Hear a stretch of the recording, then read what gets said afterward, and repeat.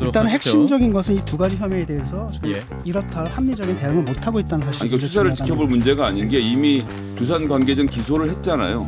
기소를 한 사람에게 뇌물죄나 횡령죄, 배임죄를 그러니까 횡령죄와 배임죄를 적용하지 않았는데 회사 돈을 뇌물 먹인 사람 그냥 봐줍니까? 어느 나라 검찰이 이렇게 친절한지 궁금해지네요. 좀 두고 봅시다. 뭐 어떻게 아니 될지는. 기소를 했어요 이미. 네. 예.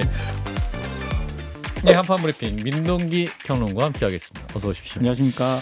자, 이재명 대표 얘기부터 해야죠. 자, 어제 12시간 동안 검찰 조사를 받고 어젯밤 늦게 귀가를 했죠. 네, 이재명 대표는 검찰 조사에서 미리 준비된 답변서를 내고 혐의를 부인한 것으로 전해졌는데요. 예. 어제 검찰 조사를 마치고 나온 뒤 간단하게 입장을 밝혔는데 잠시 듣고 오시겠습니다. 네, 어차피 답은 정해져서 기소할 것이 명백하고 또 조사 과정에서도 그런 점들이 많이 느껴졌습니다. 결국 법정에서 진실이 가려질 것입니다. 오늘 제시되는 여러 자료들을 봐도 제가 납득할 만한 그런 것들은 없었던 것 같습니다. 예. 네, 오늘 더불어민주당 지도부는 이재명 대표 검찰 소환을 계기로 정부를 향해 강경 모드로 좀 돌아섰습니다. 최고위원들은 윤석열 정부를 전두환 정권에 비유했고요. 김건희 여사 특별검사제 도입법을 다시 거론을 했습니다. 이재명 대표는 오늘 인천에서 현장 최고위원회의를 열었는데 예. 검찰 정권의 폭력적인 왜곡 조작 시도에 앞으로도 굴하지 않겠다라고 얘기를 했습니다. 당 지도부는 정부 여당을 맹비판했습니다. 정청래 최고위원은 김건희 여사도 포토라인의 설날을 위해 국민과 함께 싸우겠다라고 했고, 서영도 최고위원은 김대중도 노무현도 지키지 못했으니 이재명을 지켜야 한다. 윤석열 정치검찰의 칼날이 국민의힘에 다시 돌아갈 것이다. 이렇게 얘기를 했습니다. 장경태 최고위원은 검찰은 야당을 탄압하는 용역 깡패를 자처했다라고 하면서 예. 군인이 검사로 대체되었을 뿐 윤석열 정권은 전두환 씨의 신군부 정권을 그대로 답습하고 있다라고 지적을 했습니다. 민주당의 대정부 노선도 좀 강경해지고 있는데요. 예. 민주당이 지난 9일 도이치모터스 주가 조작 사건 진상조사 TF를 출범을 했는데 김건희 여사 주가 조작과 허위 경력 의혹을 밝힐 특검 도입 법안도 다시 추진하겠다는 방침을 밝히고 있습니다. 민주당은 지난해 9월 7일 소속 의원 169명 전원 명의로 김건희 여사 특검 법안을 당론으로 발의한 바가 있습니다. 그리고 민주당은 이태원 할로윈 참사 책임자인 이상민 행안부 장관 탄핵 소추안 발의도 추진하겠다는 방침을 밝혔는데요. 예. 박홍근 원내대표가 오늘 KBS와 인터뷰에서 이상민 장관이 재난안전관리법에서 자기의 잘못을 인정을 했고 이것은 법률 위반이자 탄핵 사유가 된다. 국회의 권한을 활용해서 책임을 물을 수밖에 없다 이렇게 얘기를 했거든요. 오는 2월 민주당이 임시국회에서 이 장관 탄핵 소추안을 제출할 것으로 보입니다. 예, 이제 이재명 대표의 검찰 소환 조사 이후 당 지도부는 이제 강경한 목소리를 내고 있지만 당내에서도 우려의 목소리가 나오는 건 사실이죠. 그러니까 역풍에 대한 우려도 나오고 있습니다. 특히 이제 이른바 비명계 의원들은 이재명 지키기에 당력을 소진을 하다가 민심이 떠날 수 있다 이렇게 우려를 하고 있는데요. 예. 오늘 제가 이게 언론 보도를 쭉 살펴보니까 중진 의원이 익명으로 인터뷰를 했던데 익명. 네, 이 중진 의원은 이렇게 얘기를 하고 있습니다. 당 지도부가 당 지지층에게 비판받을까 봐 외통수에 몰려 있다. 이상민 장관 탄핵 소추안을 의결해서 직무를 정지시키면 탄핵 소추권의 남용이다 이렇게 얘기를 했습니다. 그리고 박지원 민주당 고문도 오늘 KBS 라디오와의 인터뷰에서 민주당이 사법 리스크에만 매여 있으면 되겠느냐 정책 대결과 개혁 대결을 하라 이렇게 주문을 했고요. 오늘 그 주요 일간지에서 예. 이재명 대표 검찰 출석과 관련한 사설을 좀 살펴봤는데 한겨레에는 사설을 쓰지 않았거든요. 예. 일단 보수 신문인 조선일보, 동아일보, 중앙일보는 이재명 대표의 검찰 조사 전 민주당 의원들이 함께 나선 것 그리고 앞으로 체포동의안 부결을 할 전망에 대해서 방탄 정당이라는 식으로 좀 비판을 하고 있고요. 예. 반면에 한국일보와 경향신문은 검찰이 정쟁에 휘둘리지 말고 명백한 증거에 따라 판단해야 한다 이렇게 지적을 하고 있습니다. 예. 자, 이러한 민주당 상황 어떻게 보시는지 짧게 짚고 또 다음 소식을 들어보면 좋을 텐데 진 작가님 어떻게 보셨어요? 이재명 대표의 경우에는 지금 사법적 대응을 포기하고 지금 정치적 대응을 하는 것으로 보이거든요. 예. 사실은 지금 그렇게 방어가 좀 안 되는 겁니다. 이게 이제 문제는 뭐냐면 두 가지거든요. 사법적 대응에서 핵심은 예. 첫 번째는 뭐냐면은 그 성남 FC에 대한 후원의 대가성이 있었느냐 없느냐 이 부분이거든요. 제3자 뇌물죄가 그렇죠. 적용 가능성 여부. 예, 그거고 또 하나는 뭐냐면 그 일에 이재명 시장의 지시가 있었느냐 이런 거잖아요. 예. 이걸 반박하면 되는데 이제 반박이 안 되는 겁니다. 왜냐하면은 그 정진상 실장이 그 두산에 보냈던 그 요구했던 그 문건 이게 이제 제시됐다고 하지 않습니까? 그 저기서 그다음에 두산 측에서 또 성남시에다 요구했던 그 문건들도 발견이 됐고 네. 그다음에 당시 이 일을 담당했던 실무진들의 진술이 지금 확보된 상태예요. 이게 이제 방어가 불가능하고 두 번째는 어제도 이제 그 기사를 보니까 그 문건을 딱 보여주니까 이 정진상이 그랬냐 나는 몰랐다라고 했단 말이죠. 예. 이게 뭐냐면 그 일에 이재명 시장의 지시가 있었느냐라고 했는데 이거 사실 정진상 실장한테 모두 다 위임했다라고 자기가 본인이 얘기했고 근데 판례가 뭐였냐면 이게 명시적 지시가 아니라도 묵시적 지시라도 그 죄가 성립한다는 판례가 이미 확립이 됐거든요. 예. 박근혜 그 사건 때문에 그래서 이 부분을 반박을 해야 되는데 이 부분에 대한 반박이 안 되기 때문에 예. 사법적 대응을 아예 포기하고 이제 정치적 대응에 이제 주력하는 것으로 보입니다. 예. 자, 김 소장님 어떻게 보셨는지? 이제 대가성 뇌물죄가 인정받으려고 하면 차병원, 네이버 그리고 두산 뭐 한 업체 더 있죠. 뭐 4개 업체에서 180억 원의 뇌물을 줬다는 거 아닙니까? 그럼 예. 검찰은 굉장히 이상한 게 뇌물을 줬으면 회사 돈으로 범죄를 저지른 거잖아요. 그럼 네이버와 다음 차병원과 두산 뭐 이 관계자들을 배임 혹은 횡령으로 같이 기소를 했어야 되는데 뇌물을 준 사람들이니까. 예, 뇌물을 준 혐의에 대해서 묻질 않습니다. 희한한 얘기죠. 그러니까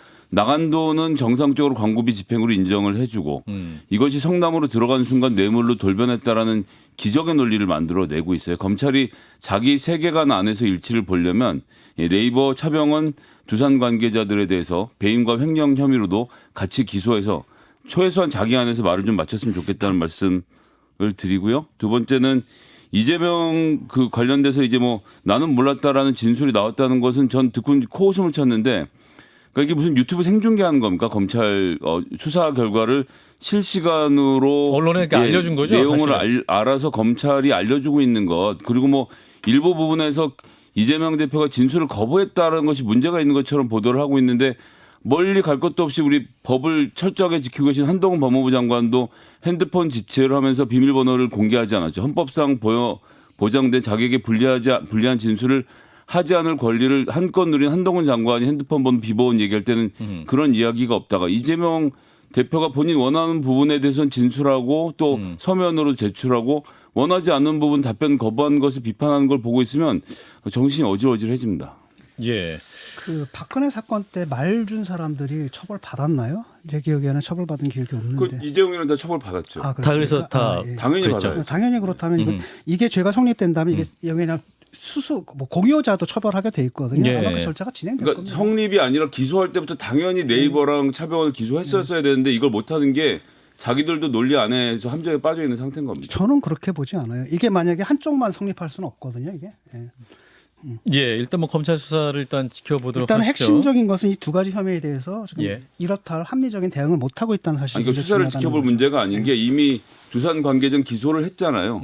기소를 한 사람에게 뇌물죄나 횡령죄, 배임죄를 그러니까 횡령죄와 배임죄를 적용하지 않았는데 회사 돈을 뇌물 먹인 사람 그냥 봐줍니까? 어느 나라 검찰이 이렇게 친절한지 그거는 궁금해지네요. 좀 두고 봅시다. 뭐 어떻게 아니 될지는. 기소를 했어요 이미. 예.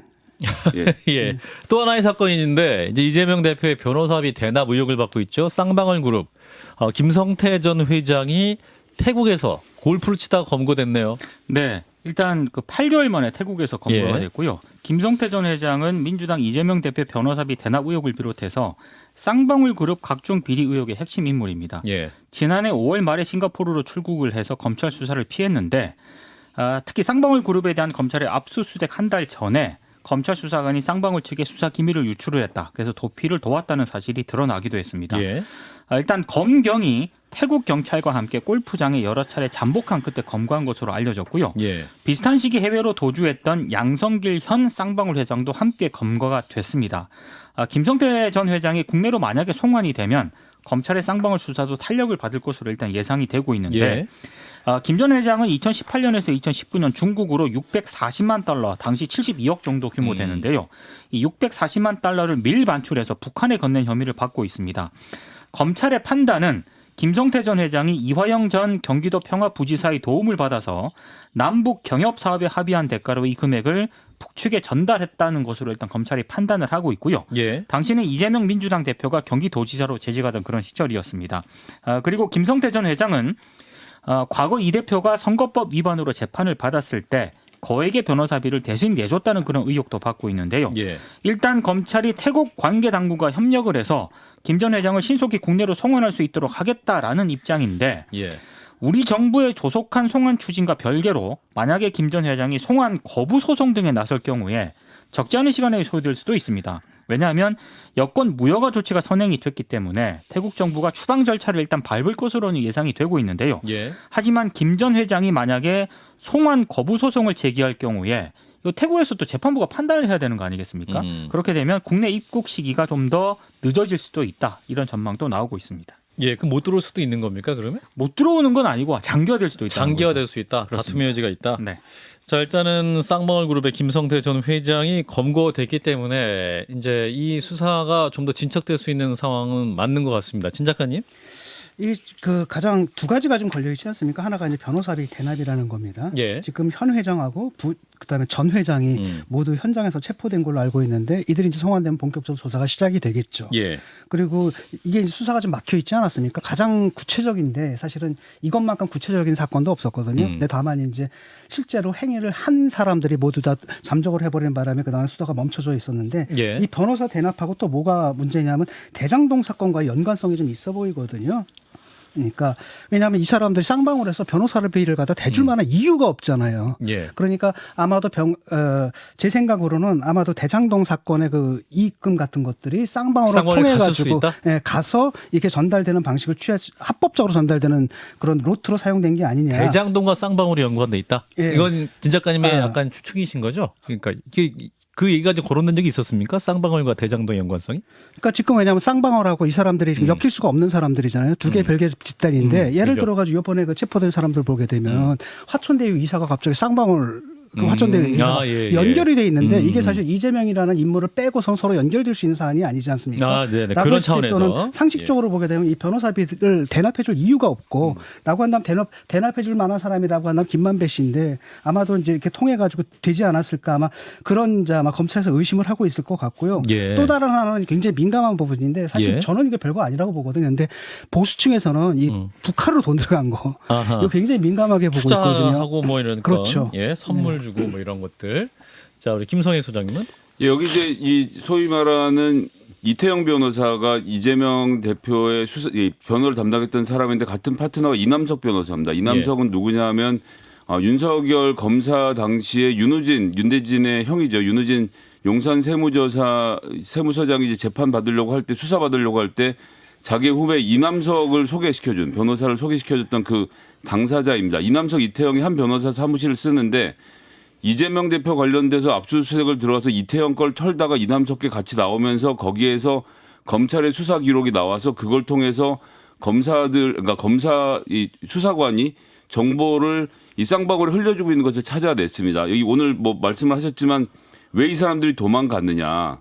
수사기밀을 유출한 다음에 이것 때문에 지금 도망을 간 거거든요. 예. 그러니까 이 수사기밀 유출은 이태영 변호사 즉 이재명 대표와 상관이 있는 사람이 아니고 쌍방울 건에 대한 별도의 배임을 변호하고 있는 이남석 변호사와 상관이 있는 게 아니고 쌍방울의 11명의 검사, 수사관, 뭐 온갖 사회이사들과 임원들을 배치해놓고 쌍방울이 수사를 검사를 통해서 막아오고 거래를 했던 거거든요. 그러니까 이 당시에 처음에 들어갈 때는 이재명의 수사 기록을 넘겨받은 줄 알고 신나서 검찰이 들어가서 파다가 자기 검찰들끼리 주고받은 파일이란 걸 알고 아군이 다 사격 중지한 다음에 이 건을 확 덮어버리고는 지금까지는 아무것도 조치를 취하지 않고 있습니다. 물론 이제 해당 수사관은 기소가 됐습니다만 예. 이 건이 그렇게 그칠 건이 아니었거든요. 그래서 검사들이 쌍방울 건을 덮어주다 걸린 건에 대해서도 끝까지 수사가 이루어져야 되고 이 사람들이 도망간 건 이재명 때문이 아니라 검사끼리 이 검찰 내에서 수사관끼리 정보를 교류하면서 덮어주다가 도망갔다는 점을 좀 확인해 두겠습니다. 예. 일단 여기까지 보고요. 또 추후에 국내 송환되는 절차 일단 지켜보죠. 하나 더 봅니다. 한덕수 국무총리. 그 대통령실의 공직자 감찰조사팀 신설에 대해 부정적 입장을 보였다가 왜 만드는지 모르겠다. 뭐 이런 말을 했다고 하는데 정확한 워딩이? 네. 이게 어제 이제 세종 총리 공관에서 출입 기자들과 간담회를 가졌거든요. 예. 근데 국무총리실의 공직 복무관실 강화하고 대통령실 감찰팀 신설의 계기가 뭐냐 기자들이 이렇게 물으니까 한덕수 총리가 이렇게 얘기를 합니다. 왜 그런 조직 신설을 결정했는지 솔직히 잘 모르겠다. 대통령실과 우리 간의 업무 분장을 하는 건 전혀 없다. 우리는 우리 일을 하고 용산은 용산 일을 하는 것이다. 이렇게 답을 했습니다. 예. 근데 잠깐 배경 설명을 해드리면은요. 지난 월요일에 동아일보가 보도한 내용이 있는데 어떤 내용이냐면 정부가 2급 이상 고위공직자의 비첩보 수집을 국무총리실이 담당을 하고 이에 대한 조사 검증을 대통령실에 신설이 되는 공직자 감찰조사팀이 맡도록 이원화하기로 했다는 그런 내용입니다. 예. 당시 동아일보 보도와 관련해서 민정수석실이 폐지가 되지 않았습니까? 예. 그래서 반부패 비서관실에 있던 공직감찰반이 사라진 것에 대한 보완 대책으로 이제 대통령실 산하에 공직자 감찰조사팀을 신설한다는 그런 내용인데 예. 이 부분에 대해서 어제 출입 기자들이 물으니까 한덕수 총리가 굉장히 이제 부정적인 의견을 밝힌 겁니다. 특히 첩보 수집하고 조사 검증을 이원화해서 객관성을 보장하는 방향으로 감찰 시스템 전반을 정비하겠다라고 하는 게 동아일보 보도 내용인데 예. 한덕수 총리가 그거 전혀 사실이 아니다라고 보도 내용을 전면 부인을 했거든요. 그러면서 한 총리가 하는 얘기가 그게 그렇게 될 수가 없다. 우리가 조그마한 비위를 저지른 것을 발견을 하면 우리가 징계를 요구하는 건데 그 정보를 줘서 다른 곳에서 조사를 하는 것은 현실적으로 불가능하다. 이렇게 얘기를 했습니다. 일단 이 한 총리 발언에 대해서 아직 대통령실에서 공식적인 입장이 나온 건 없는 상황입니다. 그 좀 뭐랄까요? 기분이 나쁜 건 분명하네. 우리는 우리 일을 하고 용산은 용산 일을 하는 것이라고 했는데 대통령실은 대통령실 일을 하고 국무총리실은 국무총리실 따로 가는 건 말이 안 되지 않아요? 거칠게 해석을 하면 이거 우리가 하고 있는 건데 왜 갑자기 이걸 만들어서 이원한다는 거냐 이렇게 이제 불만을 나타낸 거죠. 뺏어가는 거죠 사실. 뺏어가니까 그쪽에서 하게 되면 글로 나가지. 이거 기분 나쁘다는 건 정확한 표현인 거죠, 맞죠? 뭐 이렇게 좀 불만을 나타낸 것으로 해석이 되고 있습니다. 예. 그래요. 자, 이어서 한 총리가 그 나경원 전 의원의 대출 탕감 정책, 그러니까 출산하면 이제 대출 탕감해 준다 이거에 대해서 한마디 했는데 뭐라고 했습니까? 이것도 어제 이제 기자단과 간담회 자리에서 나온 건데요. 예. 일단 국토교통부에서 이미 발표된 안을 봤을 때 나경원 전 의원이 가져온 안은 동의하기 어렵다. 이렇게 한덕수 총리가 얘기를 했다는 겁니다. 예. 저출산 대책으로 출산 시 대출 탕감 구상을 밝히기 전에 나 부위원장으로부터 이 탕감 정책 아이디어를 사전에 들었다는 거고요. 예. 이걸 직접 본인이 만료했다는 그런 설명입니다. 그때 뭐라고 만료를 했냐면 예. 2억이라는 돈을 주고 출산에 따라 탕감하는 안은 효과 면에서나 중복되는 면에서나 좀 동의하기 어렵다. 이렇게 말씀을 드렸다라고 얘기를 했는데 그러니까 한덕수 총리 얘기는 그렇게 만류를 했는데도 불구하고 이제 나경원 전 의원이 인터뷰에서 그렇게 얘기를 한 것이다. 요런 투로 일단 해석이 되고 있습니다. 뭐 정책 토론 차원에서 말을 할 수도 있는 거 아닙니까? 그렇죠. 예. 근데 뭐 이걸 그렇게 하자고 한 것도 아닌데 네. 그 한덕수 총리도 약간 민감하게 반응한 것이 아닌가? 그것도 약간 뒤늦게 이렇게 좀 뒤늦게 이런 얘기를 기자들에게 한 것도 좀 이례적인 것 같습니다. 그렇군요. 자, 일단은 첫 번째 그 공직자 감찰 조사팀 신설. 이제 대통령은 민정수석실 폐지하겠다라고 이제 했기 때문에 이게 또 공약 취지가 무색해진 것이 아니냐라는 말도 나옵니다만 이 부분은 어떻게 보시는지 진 작가님. 아직 대통령실의 입장이 나온 게 없잖아요. 예. 그러니까 이게 뭐 사실인지 아닌지 또 얘기가 동아일보 된다면 얼마나 보도니까. 구체적으로 됐는지 좀 확정이 돼야 될 것 같은데 예. 적어도 이제 얘기가 되고 있는 게 사실이라고 가정하고 얘기를 한다면은 예. 사실 무색해지는 거죠. 민정수석실 폐지 공약이라는 게 주로 했던 일이 이제 그런 일들을 해왔는데, 그렇죠. 그러니까 본인들이 이제 없애려고 했는데 딱 없애고 보니까 필요한 거야. 막상 대통령실을 그렇죠. 한 8개월 운영해 보니까 이거 없애니까 해봐서 안 좀 되는 것 이렇게 같아. 인사도 하려면 그렇죠. 아니 뭐 그것만 해도 교육문화수석도 부활시키겠다잖아요. 이거 법무부가 다 하고 있으면 안 될 것 같은 생각이 대통령실에 이게 든 원래 겁니까? 이제 이 사람들 철학이 예. 이른바 작은 정부잖아요. 그러다 보니 다 없앴는데 딱 없애고 보니까 필요한 거야. 알고 그러다 보니 보니까 다른 필요하니까. 여러분 슬금슬금 이제 부활시키는 걸 하고 있는 게 아닌가 싶어요. 근데 이건 참 전 대통령실의 김건희 여사 눈치 보기가 정말 애처롭습니다. 이게 김건희 여사가 왜 연결됩니까? 이 자리에서. 그러니까 민정수석실을 다시 부활시키면 되잖아요. 간단하게. 그렇죠. 대통령이 요즘 이제 막 공직자가 막 기강 잡기를 되게 재미가 있으시거든요. 그러니까 야 뭐 좀 직접 좀 해봐 이렇게 했는데 예. 민정수석실을 부활시키면 민정수석실은 대통령의 친인척의 비위까지 감시하도록 되어 있습니다. 그런 게 아니면 있죠. 특별감찰관제를 도입해도 되는데 그것도 안 하죠. 그리고 이제 수사의 개시 업무를 이 국무총리실에 주잖아요. 국무총리실에는 공직 복무관실이기 때문에 여기는 그러니까 국무총리실에서는 대통령의 친인척은 민간인이라서 예. 여기에 대한 사찰을 하거나 조사를 하는 건 할 수가 없는 일입니다. 예. 오로지 공직자에 대해서만 할 수 있죠. 그러니까 국무총리실이 확인한 공직자의 비위 사실에 대해서만 민정수석실 형태의 대통령실 감찰관들이 감찰하겠다는 거잖아요. 요렇게 하면 이전에 민정수석실에서 하던 거에 딱 빠지는 건 대통령 친인척 한 파트만 빠지는 겁니다. 그러니까 이게 잘 설계를 한 건데 대통령을 흡족하게 하면서도 민정수석실을 부활하게 한 걸 설계를 했는데 예. 대통령 친인척이 빠지는 문제를 제가 물어보면 답변을 못 하겠죠. 그래요.